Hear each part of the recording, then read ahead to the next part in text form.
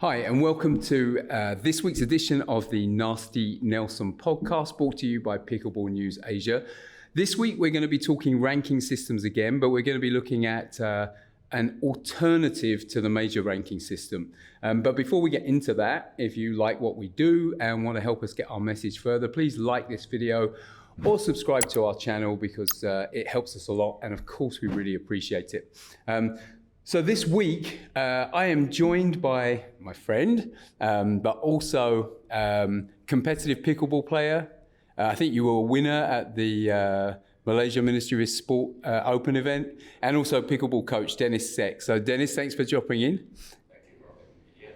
Excellent. So we're going to talk about ranking systems again.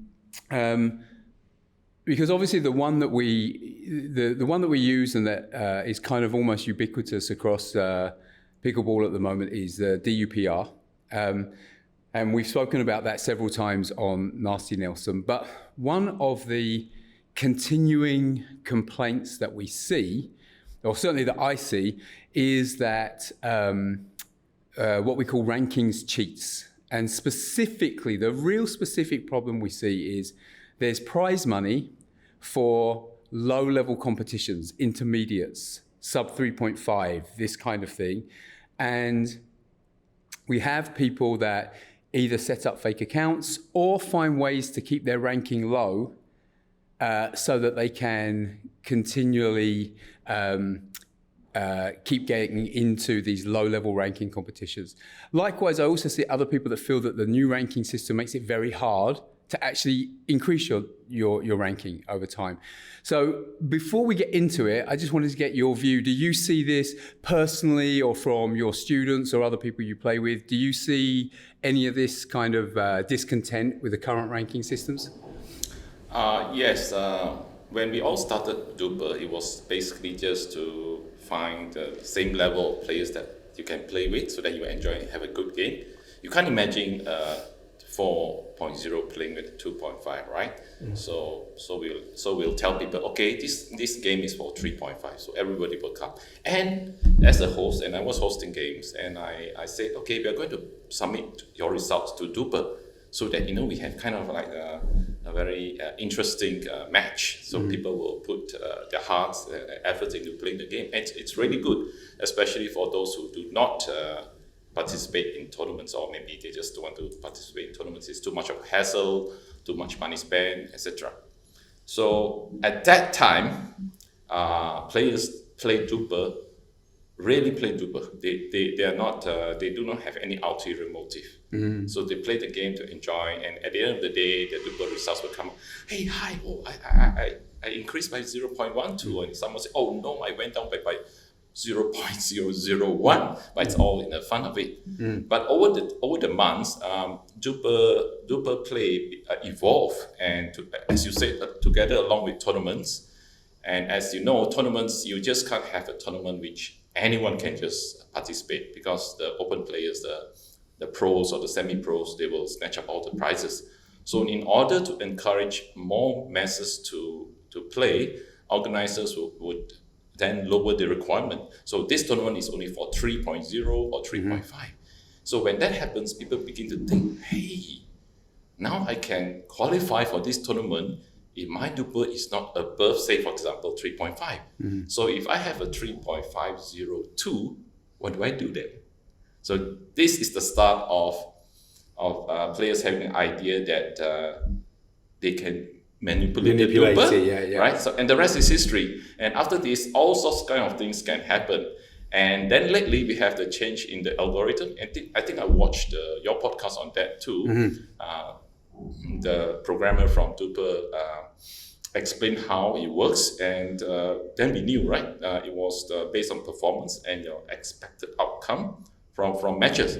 So players, even like me, we will begin to think, right? So if my Duper is so high, and if I play in that certain match, my Duper will go down, right?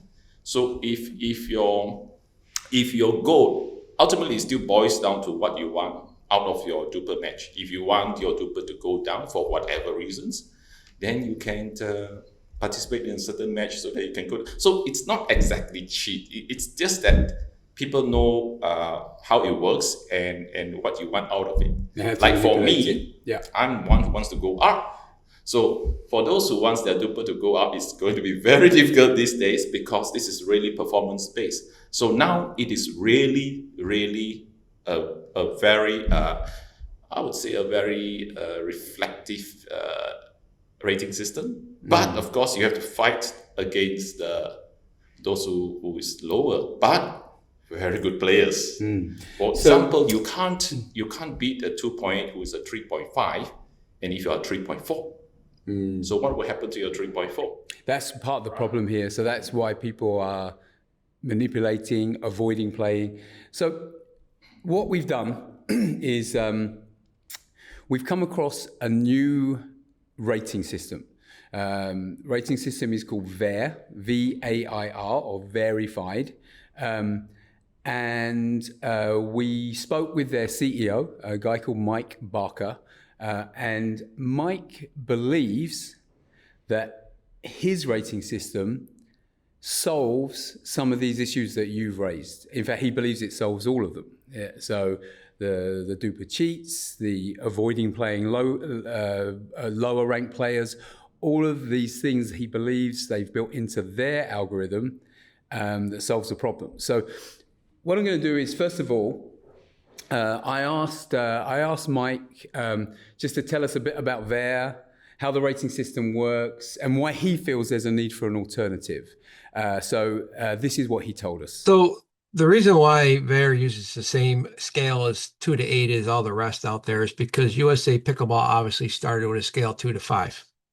And that was without any pro players involved in it.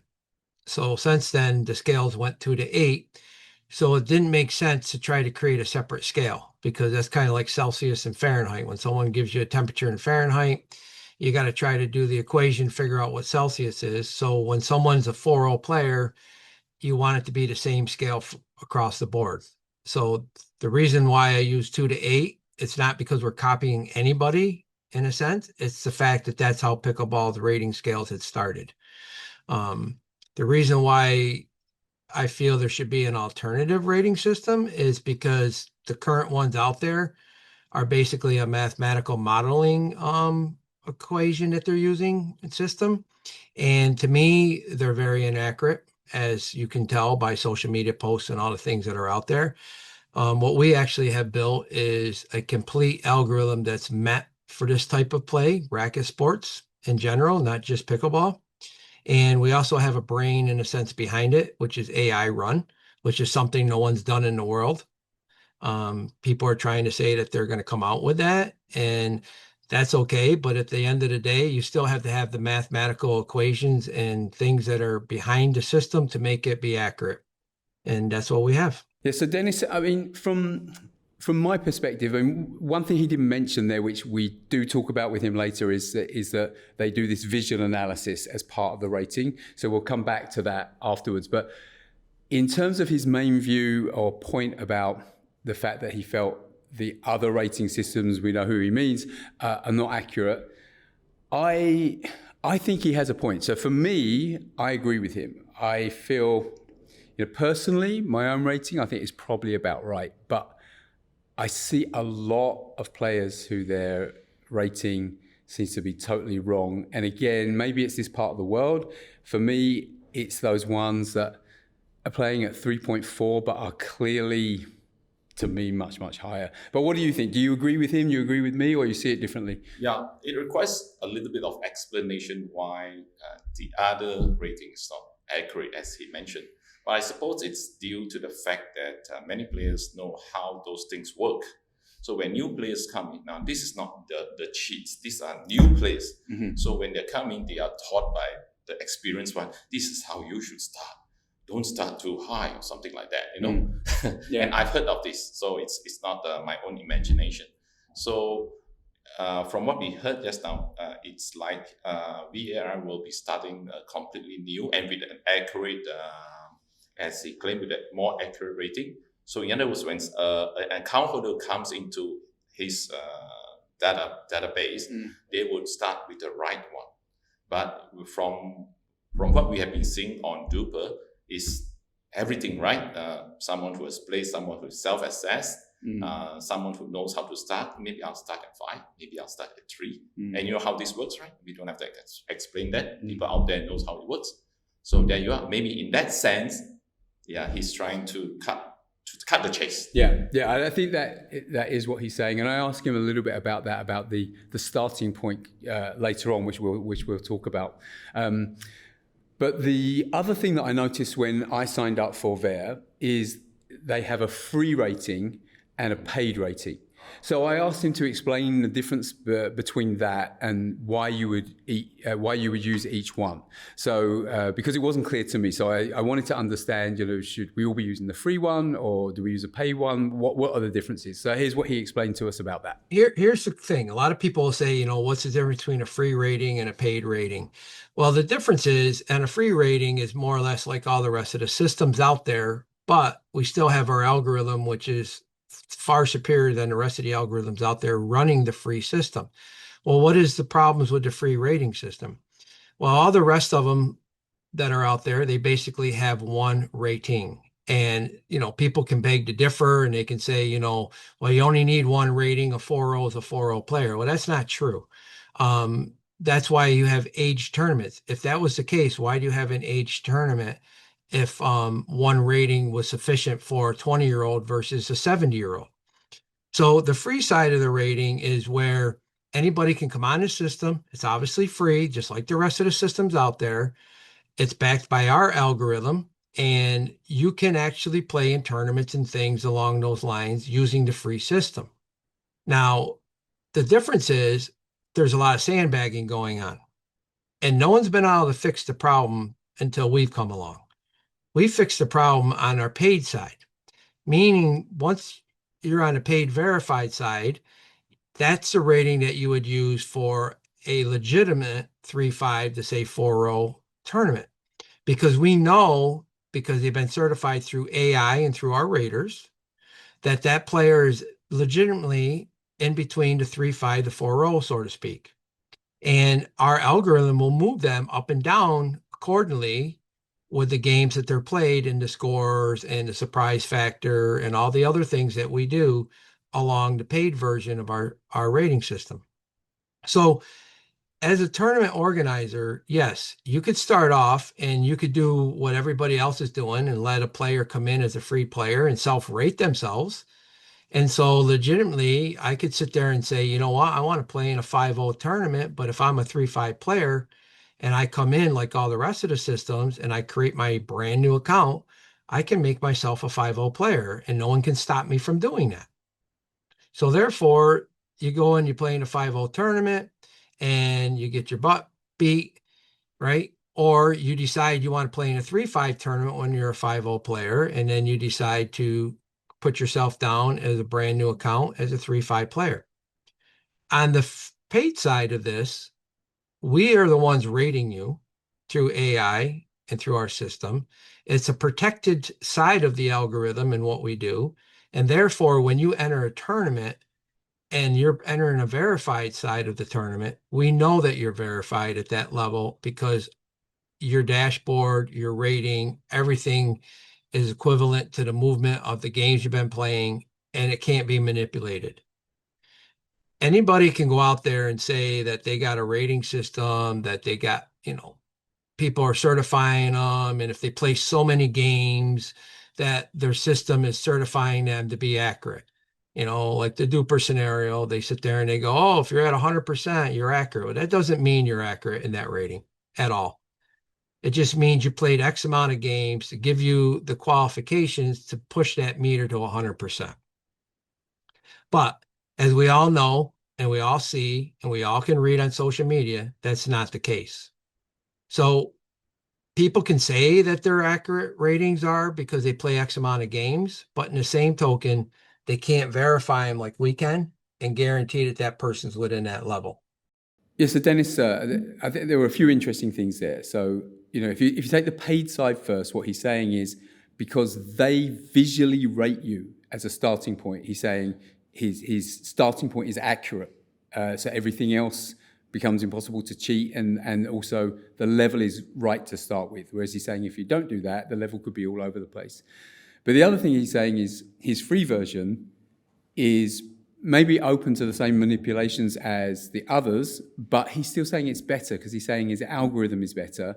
And he was talking about segmentation. So, for a start, I know that they have a mixed doubles rating and a doubles rating and a singles rating, which to me makes sense. But he was also talking about age. So with their rating system, what you can actually do is you can apply a filter that shows all your games against, say, when you play in the 19 plus, so us as 50-year-olds, and it will give you your VAIR rating as a 20-year-old, as an example. So you might be 5.0 as a 50-year-old, but maybe you're legitimately 3.5 as a 20-year-old.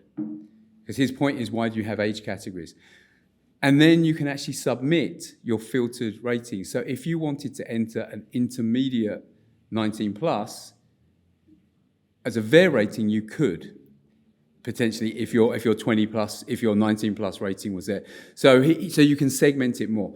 So I feel like, I haven't put this to the test, but I feel like on the surface, what he's saying, forget the paid bit for a minute, we'll come back to that, but just this extra segmentation does seem to me to make a lot of sense and would be an improvement. But do you see it that way, or do you think there's no problem there that needs to be solved? Well, the USB is, of course, great. It's nice to know that I will be able to participate in the 19 plus tournament, for example. And perhaps I'll be rated as a 2.75, and in the 50 plus I'll be rated as a 4.0. So it's interesting. But the practicality of that is that we need to have lots of data, right? Some data I have to try playing with a 19 plus, and maybe I have to play with a 35 plus, and I have to play maybe quite numerous matches, maybe up to 10 to 30 matches before the whole system or the whole algorithm will be able to assess me in a way. This was mentioned by the other raters too. They did say that we need to have lots and lots of information. So you need to key in all the results from everyone you play, and then your rating will come. But for me, one of the things I'm thinking is, like, currently, I don't want to play in the younger level tournaments. And one of the reasons for that is it will bring down my Duper rating, right? But if there was a rating where I knew if I played in a 19 plus category, my 50 plus rating remained safe, I would play more games and I would go into more tournaments at different levels, because I would know that my 50 plus one, which is the one that really matters to me, is protected, even if I do badly at that level. So for me, and yes, of course you need more data, but I would be more open to playing more games to get more data in. Do you see the same? Would it impact you the same way, or are you less bothered by that? The idea, the program or the algorithm will work, but how does it prevent sandbagging or cheats? Well, that comes to so that comes to the next point, which is good that I'll speak to him about, because I think on the free version it still doesn't prevent that, but on the paid version where he talks about the rating, the paid rating, that I think is where he's avoiding the cheats, and or he says that his system would eliminate the cheats. And I actually asked him about that. So to be clear, what they do is they do a visual analysis of your play, and they give you your starting point rating. So I asked him about that, and I said, does that address this issue of getting the baseline right and accurate as a starting point? So here's what he told me about that. You're 100%. This is why I built the system. Exactly what you're saying. You can't have people self-rate themselves, right? Which, like I just said, I could go enter any tournament, even the pro tournaments. I could go enter a pro tournament and say, put myself down as a 7.5 player, create a brand new account in Duper, go in and say I'm a 7.5 player, right? You can't stop that. who's going to come out on the court and say, well, you're not 7'5", right? They think they got these little safeguards in place, but they don't, because I know people that's done it. I know people that's went in and said they were an 8-0 player, went into a tournament and screwed everybody's ratings up. So that's your question right there. When you bring people in that are, a 3-5 player that says they're a 4-0, or a 4-0 player that says they're a 3-0, and they go and they play in these tournaments that they hold weight to, and they go and they skew everybody else's rating. So the system basically, in my mind, can be about 50% accurate. When what we do is we visually assess through a 41-point system through AI, right? And eventually will be video, but I can tell you right now, it's going to be a while for video, because the cameras have to have a lot of training done, and no one's even there yet, not even close. So all this talk about, in the next month or so, you're going to be able to put a camera out there and give someone a visual rating. I mean, yes, there's systems out there to do it, but you know what I say? Take 3 of your videos and go rate yourself. If you're a 4-0 player, you'll end up being rated at 4-0, maybe one of the videos, 3-7, 3-6 at the other video, 4-5 at the other video. So what are you really? And then they're like, oh, well, we'll take the average of the videos. That's not what our system does. Our system is actually a physical set of eyes that's been trained. That's a high level player, right? They're not low level at all. They got to be at least a 4 or 5 player that's been in the business, that's been coaching. They become our certified raters, whether it's through a video input where a person will submit 3 videos to us, and we make sure that there's enough video footage to actually rate that person accurately, or we do it in person. So what we do there is we give them a very accurate starting point. Now, yourself, you go out on a pickleball court, you can pretty much say, yeah, he's a 4-0 player. Yep, he's a 3-5 player. Just starting with that alone is going to give you a little better accuracy to your algorithm. But when we use our 41-point scorecard with trained eyes that know how to use the system, and then the algorithm, after they take a picture of that scorecard, kicks in and analyzes the scorecard even more, that's what gives you the true starting point of the verified side of our players. So to answer your question, yes.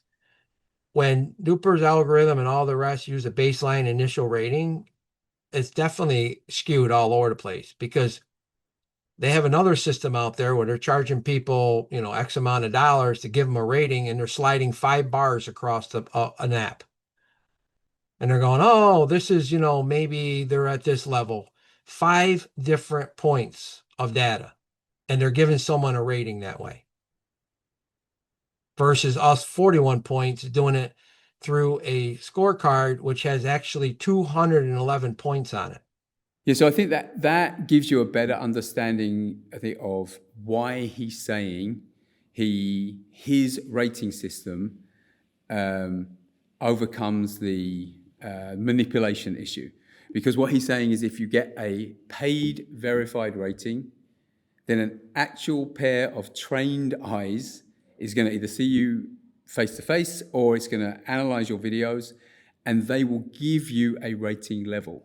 And so what that means is, once you get a verified rating, if it is 3.4, then it's a genuine 3.4, and it's consistent as well.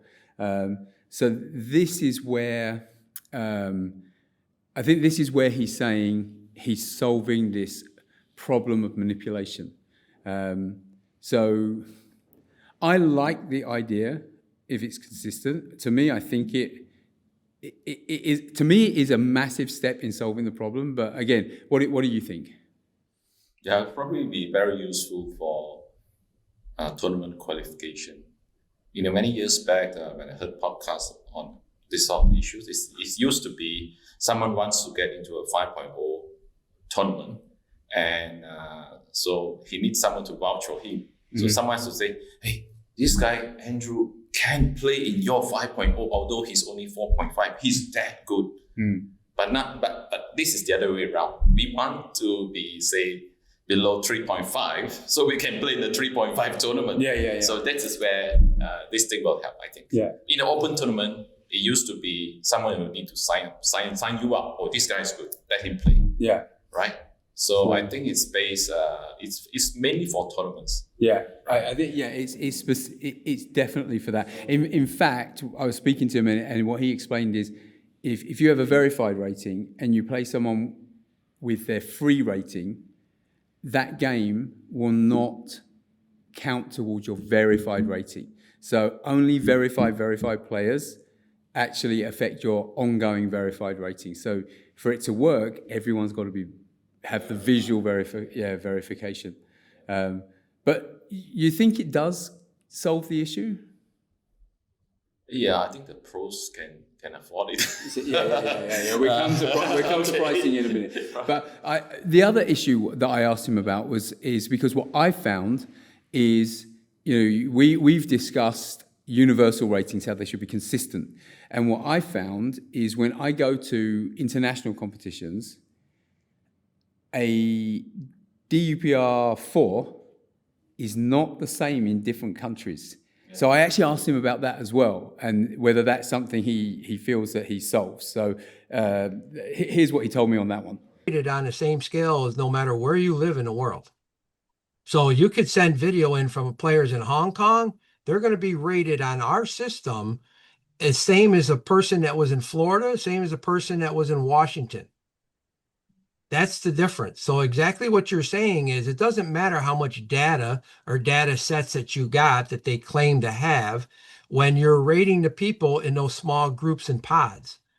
Our rating system is worldwide, meaning we're rating the players the same way on the same skill sets, no matter where they are in the world. Yeah, I think I feel he has a point there. What he was talking about when he was talking about the massive amounts of data don't make so much difference. He was saying that even if a system has got millions and millions of records, it's only rating you based on the small group you play with. So he says that won't be accurate in terms of universally rating. Whereas he's saying here is one baseline wherever you are. If you get a VAIR rating of 3.5, it should be exactly the same wherever you go in the world. Believable or not? Yeah, I think so. Yeah. This has been talked a lot over even among us over coffee and whatnot. And so with the situation that we are experiencing now, this is something quite very interesting and probably very inviting. Everyone can read everybody else visually, right? Yeah. So what we do now is beyond VAIR. What we do now is when we see a player coming in, no, I think he's better than I. So you can visually assess it yourself too. Yeah. So but the VAIR will give you a kind of a certificate. Okay, this guy is definitely. Yeah. So which, I think if the raters are consistent, then for me it does seem to be a big step in the right direction of getting a rating system that people can trust and organisers can trust. But here's the thing, you already mentioned this. And I asked him about this, so I will get your view afterwards. But I feel that the biggest problem here is, especially in Asia, will people pay for a rating? So don't answer yet. I asked him that question.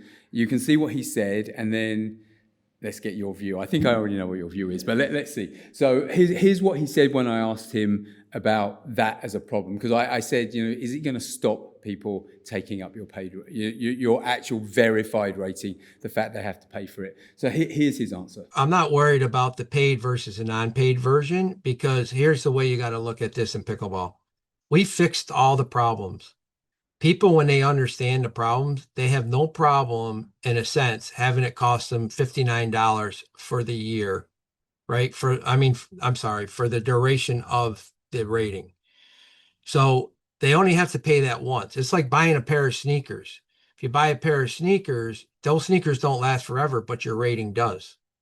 So the point of it is for $60 for you to know that you're going to play in a tournament at 425 level to say 475, and every single player in that tournament is going to be at that level because they've been verified. Is that worth $60 over the lifetime of you playing pickleball? I would say yes. And it's proven to be so, because what's happened is we have a lot of 4-2 and above players up in this one club in upstate New York, and they were running around hiding and going and playing places with themselves and renting courts, because every time they went to play in a league, the league was allowing lower level players in that league or even higher level players. And so it wasn't a true league for them. And then the club was losing revenue and the players weren't getting what they wanted. So I saw this issue, and I call it babysitting. For $60 in a lifetime of you being a pickleball player on the VAIR system, you fixed all those problems. So when you know that you're going to drive an hour and 20 minutes to go play in a tournament or in a league, and you're going to play with 4-2-5 to 4-7-5 players, or say 3-5 to 4-0 players, and they're all verified, you know that when you get there, you're not going to be upset and say, well, that person doesn't belong here, because that's what we fixed. We fixed all the sandbagging issues. And I know this is kind of a long drawn out answer, but it's hard to explain without actually experiencing it, what happens when you're a verified player playing in this system, until you actually experience the situation. Okay, Dennis. So, did Mike convince you? Are you going to write your check for $60? That's once. It's not. He says it's once ever. Yes. Ooh. So, do you think people will? It's a ringgit Malaysian, about say 200 to 300 ringgit. About just under 300 ringgit. Yeah. Yeah, it's just like buying a pedal, you know? It's a cheap pedal. Yeah. So, yeah, I think so. But I think this, as I have said earlier, the pros will probably do it. It's cheap for them. Yeah. They are earning thousands of ringgit every tournament from the sponsors and all that. But what about you? I mean, say you and people you know. Do you see? I think I would, but I do not know if people in general are prepared to pay. But based on what you heard him say, I guess it's more competition players. Yeah. Do you think that they would, or do you think it's going to stop? Okay, let's put it this way. Yeah. Before we heard about VAIR, there are things like get a coach who knows how to rate you accurately to give you a rating, and then he'll sign a certificate, and his authority is from this somewhere, you know. Yeah. So before that, there was this sort of raters. But it doesn't. For me, the issue is about competition and playing at the right level in competition. That's where I think the real issue is, because I don't think anyone's that. People, or do you think people are bothered about their rating even outside of competition? Outside competition. So, because like you say, the certificate, someone rating you get a certificate, doesn't help you with competition because there's a date on it. Yeah. At that date, you are. Yeah, but like for most competition organisers, if I say, oh, my Duper's 4, but I've been rated by this guy 3.5, they still won't let me play, right? So it's like, for that money, in your view, who's going to pay it, and do you think it's something that's going to prevent them being successful, or do you think that they're solving a problem that people would be prepared to pay? This will solve the problem for tournaments. Yeah, definitely. Yeah. But if you ask me about the social and the rec part, probably not. For recreational play or for social play, even for my own sessions, like if I do a DUPR session, I say anyone from 3.5 to 4 can join this session. We probably don't need that certificate. Yeah. We can visually assess. Yeah, but I think he's not. I think he's only trying to do this for. As a rating for tournaments and leagues. Yes. So in that respect, you think it might actually still be something people would pay for? Yes, I think so. Yeah? I think so. If I'm a professional, I think I would go for it. But what about you you're not professional, but you play in tournaments like me. Yeah. So just for yourself in tournaments. Yeah, in participating in tournaments, we want transparency. Yeah. And one of the transparency is to get the player list. Mm. When I see the players, I know. Yeah. I check the background. I go to Duper. I type in their name. Now, this is one reason why some people, you can't find them on Duper. They have nicknames, you know. Mm. Say you can be AM, Andrew Martin. You put yourself AM and I couldn't find you. So, that's what we do. Without this VAIR thing. So with transparency, I think we can still choose whether we want to enter a tournament or not. Yeah. But in an open tournament, that's no issue. No, it doesn't make any difference. It's no issue. But the other thing I asked him about was something that bothers me, which actually prevents me playing some tournaments sometimes, which is there's just something intrinsically I don't like about when you win.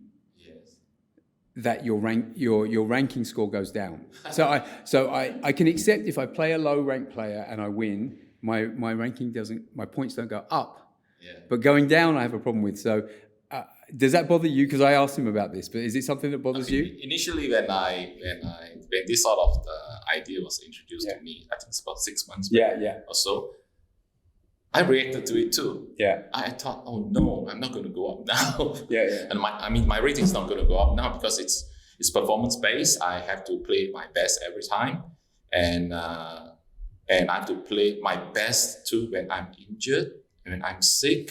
And this was mentioned by some of these people online. But now as I begin to see more and more of it during plays and all that, and I felt that the universal rating is actually quite reflective. It's actually quite reflective. But if everyone's ethical. Okay? Right. Yeah. And some players, like it was mentioned, they start at certain point. Some people create an account and they start at maybe 3, and some will start at 4.5. So until all these players come to their level, I think which is why getting that baseline is right, which is what he does. And for me, I felt, I've had a very good explanation. I understand why Duper do this, where you can win, but your rating goes down. And I understand logically, but emotionally, it doesn't work for me. So I asked him about that. Is it possible with his rating system, if I win against lower players, will my rating still go down? And it seems to be slightly different. So here's what he told me on that one. Very seldom will that happen in our system. So first of all, if you play in a 60 and open, and there's 2-5 players and 3-0 players, and you're a 4-5 player, none of those games are going to be counted in the algorithm because they're too low of rating. So they're never going to bring your rating down like that. That's what's happening right now. That's the important thing, yeah. Right, on the other platforms. So now, could your rating go down? So let's just say you and your partner are 4. Oh, I'll make it simple. You and your partner are 4 or 5 players, and you play a couple of 4-0 players or 4-2-5 players, right? Somewhere in that category. So they're pretty close, but they're not the same level as you guys. If the system says you're supposed to beat them 11-2, right? Mm-hmm. They actually either we want it built on the fact that, let's just say the score actually is 11-10. Mm-hmm. There's a chance, depending on the surprise factor and how our algorithm works, that your rating may go down, but it's going to go down like 2 1,000ths of a point. It's so minute that it's not even going to matter because it's not even going to hit that other decimal point. Right? Yeah. So like just say you're a 4.283 and you lose and your decimal is, you go down 0.001. So okay, you went from a 4.283 to a 4.282. It's so minute that it doesn't affect your rating in any way. But it does give the other opponent an opportunity for their rating to go up, not a significant amount, but it goes up, like maybe 0.1 or something like that. Yeah, because they actually outperformed the system, so they're actually rewarded for that. But if you were to beat that same game 11-8, your rating still goes up a small number. It could be 0.001. Because you were supposed to win 11-2, but it still goes up. It never went down. Yeah. But it's so minute that you would have to win a couple thousand games like that with that kind of a point spread in order for it to even, because what's happening is the system saying, hey, You're supposed to win 11-2. When our system says that, it's pretty damn accurate for 99% of the games. It's pretty close to being within 1 point or another. If it says you're supposed to win 11-2, you're winning 11-2, 11-1, 11-3. And there's a few games here and there where things go screwy with the players or the net balls or whatever, and the game may be 11-5. So then that starts to surprise the system a little bit more. So, it moves the algorithm a little bit one way or the other. Yeah. So Dennis, from very personal point of view, I much prefer this way. So for a couple of reasons from my side. One, if at the moment, because of the way the ranking system works, if I'm having to play in a tournament where people are much lower than me, I don't want to play because even I win, 11-2, 11-3, I'm finding my rankings going down. Whereas what he's saying is if there's a big disparity, they just ignore it. It doesn't count towards anyone's ranking. So when you have those games where, say I'm a 4 and they're a 3.0, okay, they just won't include those in the calculation. But he said where it's closer, they do, but if you don't meet the expectation as the expected to win team, it's either going to be 0 or it may bring you down 0-0-1.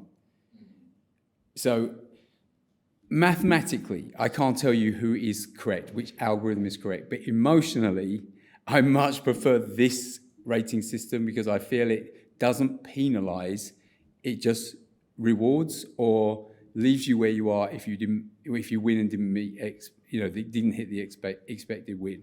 But maybe I'm too emotional about it. So does this bother you at all? Do you think one or the other ratings has got it the right way, or are you ambivalent?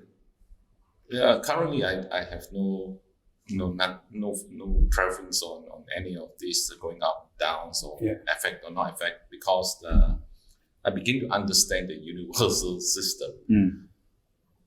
But one thing for sure, it depends on each individual's goals.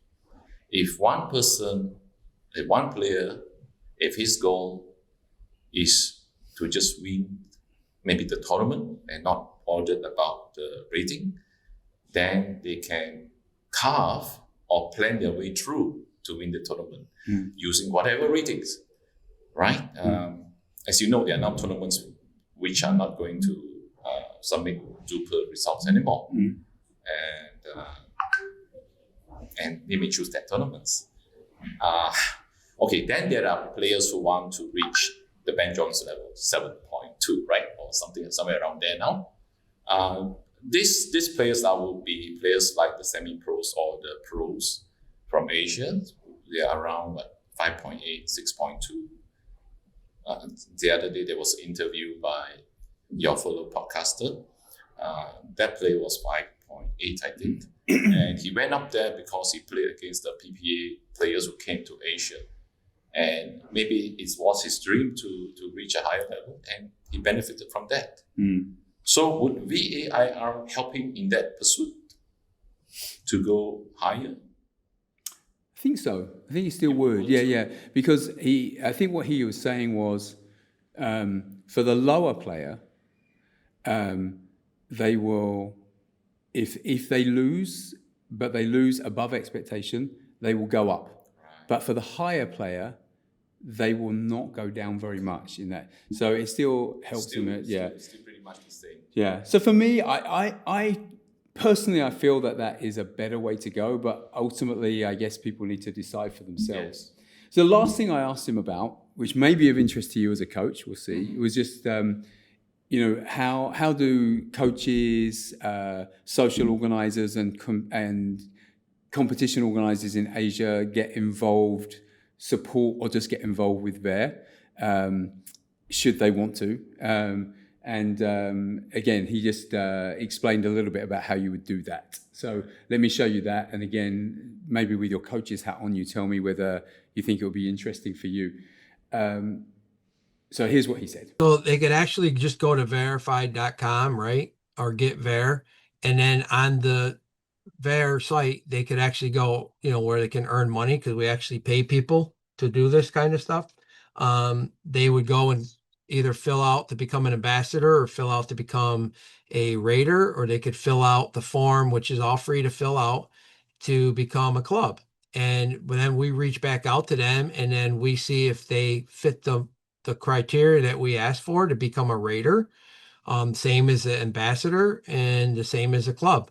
And if they do, then we have them basically purchase. It's like $100 for the year to become an ambassador. It's $199 to become a certified raider, but then they have to go through the training processes as well. And those training processes as a certified raider makes them able to get a certificate in order to rate a player, whether they're in Asia, whether in the United States, whether they're in China, right? And that's how our system works with that. And what happens is, to answer your question about the AI, yes, we do use AI with the scorecard, and we are using AI eventually with the camera systems to do various different things. But what you have to do to rate a player, because we're always constantly checking and making sure everybody's still up to speed with their ratings and everything else that's going on. When you rate a player, you actually either get a video camera of yourselves, like your cell phone, and place it on the court and videotape and send that video in with the rating, right? So we can always go back and check. And you also could do it through cameras. So if you wanted to get a bunch of people rated in Asia, which, like I said in the beginning, you can use the non-verified side, the recreational side, just to get everything started over there to see how everybody likes it. And it's actually free to do. By doing that, that can happen. But if you said, oh, you know what, me and 5 other people want to get rated, you can submit your videos, and it tells you how to, what kind of video footage you need and everything else on the VAIR system, where it says submit video rating. And then we have raters over here in the United States that basically sit there and make sure there's enough video footage to do the ratings that they need to properly do. Once they do that, then they charge the player and they say, yes, we have the video footage we need. They charge the player, and within 24 hours, that player actually gets a visual rated, AI generated rating through VAIR. Okay, interesting. So there's money making opportunities for coaches to be raters and stuff like that. You tempted as a coach? Are you interested enough to take a look and think maybe you'll become a VAIR rater, or not for you? I have to take a look at it further, because in the past there have been other opportunities too. We tend to become a little bit wary because of so many stuff like that. And most coaches, mainly, they're quite happy with just starting certificate. And then after that, they just charge per hourly. But this is more like a certification person, like a tester. And so, okay, come to me if you want to get a correct rating, a baseline rating based on your videos and all that. So yes, I do see this as a business opportunity. But we have to see how the market demands. I think we have to, because most ranked players are not really. It's competitive. It's competitive players. But I feel like, I think that part of VAIR's success may depend on whether in each location, coaches and tournament organisers actually go out and try and rate people. So I think there's a challenge with that. But I think with that, we'll leave it there for now. Dennis, thank you so much for coming in. Appreciate your time. And hopefully you can join us again in the future. Yeah, hopefully. Thanks. Thank you. So there you have it. Interesting interview. I think you've got 2 different perspectives, both my own and that of Dennis, around what VAIR are offering. I think we've done, over the last few weeks, quite a bit on looking at rankings and rating systems. So not sure if we're going to go into it in much more detail again, but I do feel, and it's borne out by just the level of chatter you hear on social and in pickleballing circles, that there is discontentment with large elements of what happens with ranking and rating systems. And certainly from my perspective, what they are trying to do, and bear in mind I haven't really tested it myself, I have been rated, but I haven't been able to play verified games, if we call it that. But what Mike was saying, from my perspective, does resonate and does seem to address specific issues that people have, me included, with rating systems. I think it's going to be challenging because obviously Duper they are the go-to. They are already the definitive. So it's very difficult to break that. But in terms of what he's doing, there's a lot of interesting things there. I do wish him well.